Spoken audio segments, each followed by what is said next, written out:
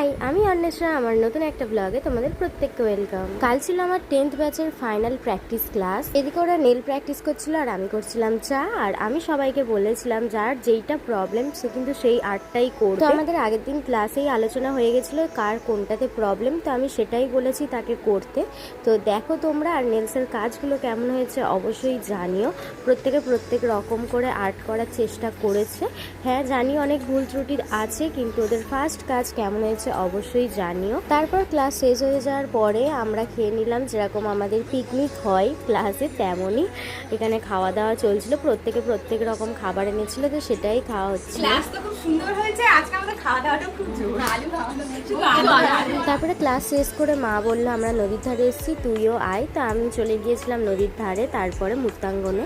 এর মাঝে তোমাদের সাথে একটা কথা শেয়ার করে নিই, আমার কিন্তু নেক্সট ব্যাচ জুলাই মাসের খুব তাড়াতাড়ি শুরু হয়ে যাবে, হয়তো 20 তারিখ থেকেই শুরু হয়ে যাবে।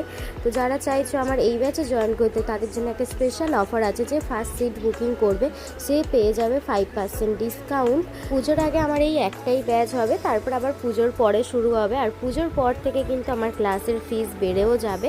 যাই হোক, যারা ইন্টারেস্ট আছে তারা অবশ্যই আমার সাথে যোগাযোগ করতে পারো।